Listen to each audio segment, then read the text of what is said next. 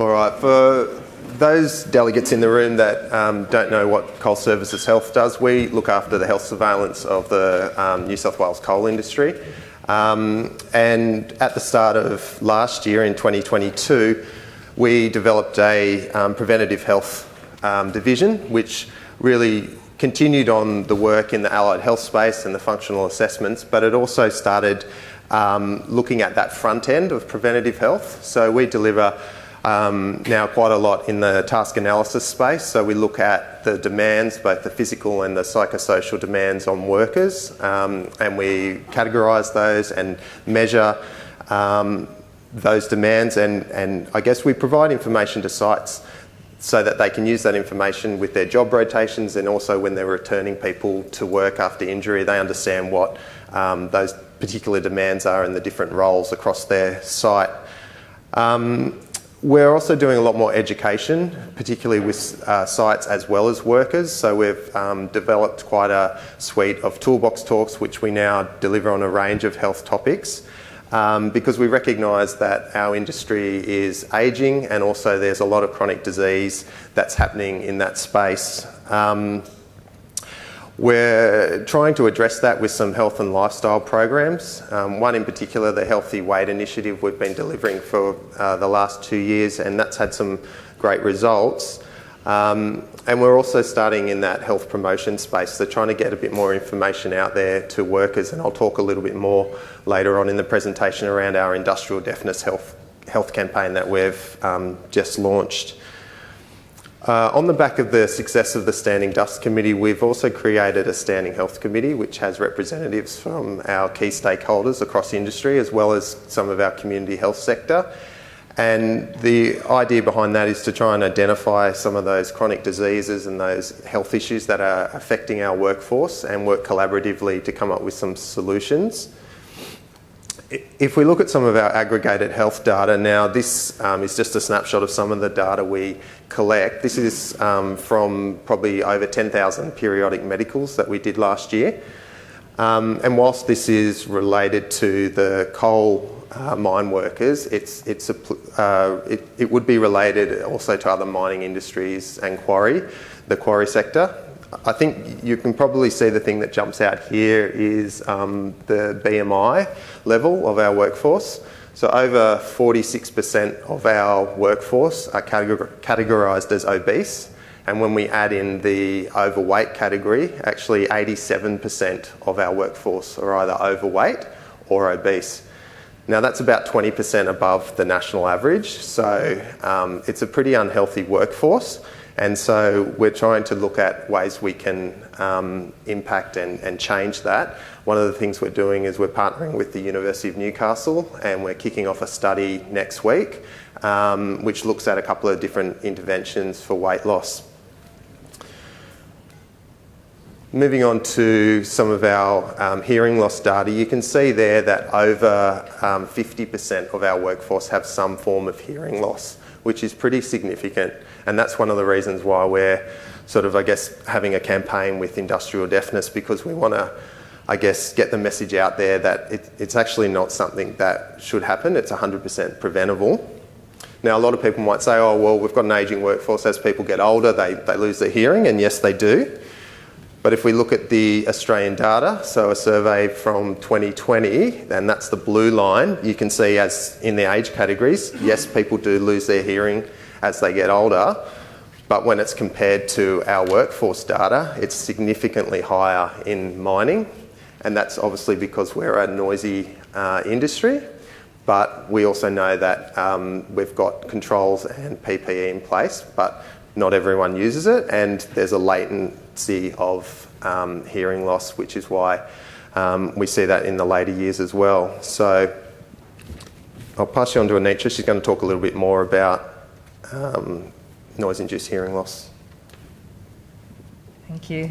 So just speaking more specifically about how industrial deafness is affecting our industry, we know that it's affecting quite young workers as well. There's a significant number of people under the age of 35 who have significant hearing loss.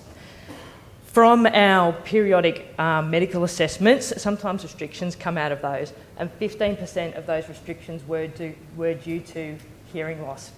So it's having a real impact on the New South Wales coal industry at the moment. So we've got some data from our colleagues at Coal Mines Insurance. This is data from last year, 2022. And from that, we know that the ear is, perhaps surprisingly, the most common body part that's affected compared to any other body parts. It accounts for about 200 injuries per annum, and that's more than, coming second in there is back injuries. So some other body parts might get more chatter, but actually the ear is the most common body part affected, and by far the vast majority of those are about industrial deafness. So the average age of the first-time claimant is 55 years old. So we know that industrial deafness doesn't happen suddenly. So for the average claimant, that injury to their ears has been happening in the years, or if they're not, the decades before they turn 55. So damage is happening to people in their 30s and 40s before they put in those claims. So industrial deafness is considered a disease. It doesn't have a frank onset date. So when there's a claim put in, that isn't accounted directly back to a policyholder that might be the PCBU for that worker at the time.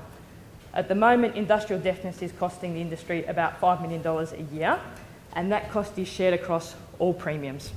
So at the moment, with the current claims, without considering there might be another 200 next year and the year after that, there's a liability of about $40 million.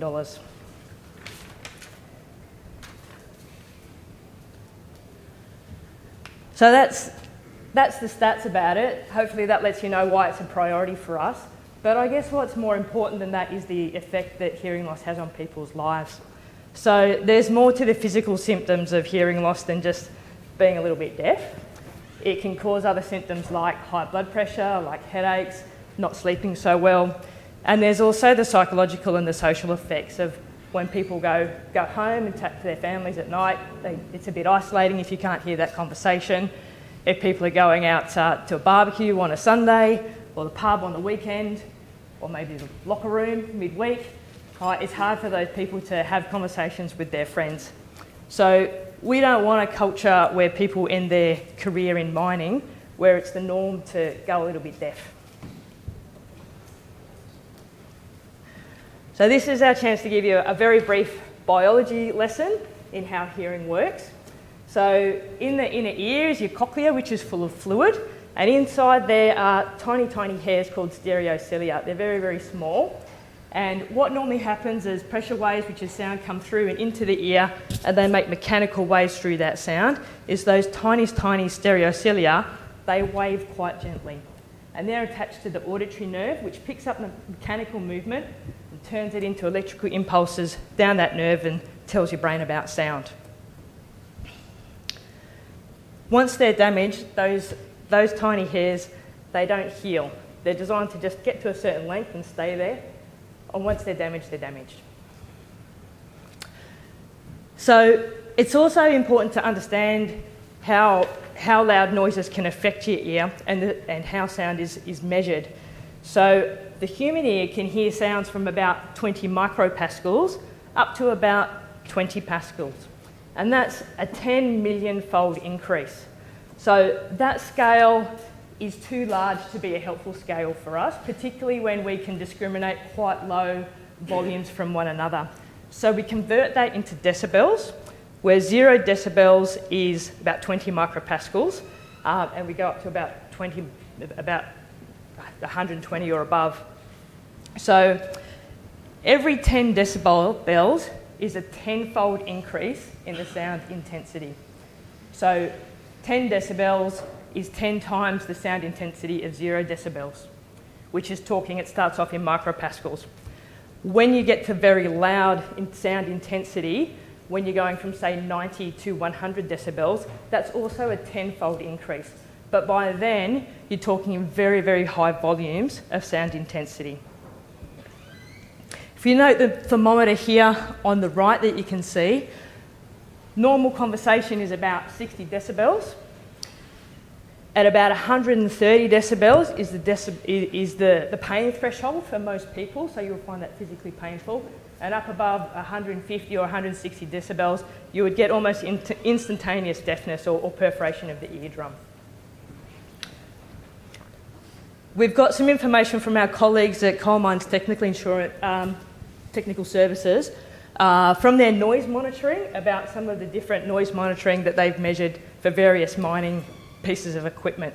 So you can see there that there's quite a lot over 85 up to over 110 decibels. So it's not news to you that it's a very noisy industry. Interestingly, note that there's some variation in what might be sort of similar bits of equipment across various mines. So bearing in mind that at those very high volumes, say the LHDs there where there's a difference, maybe some operate at 95 and some operate at 100, bear in mind that that's not a 5% difference. You're talking more than double the sound intensity.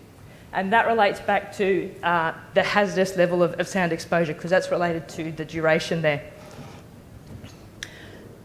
The maximum unprotected exposure times are the equivalent of 85 decibels for 8 hours.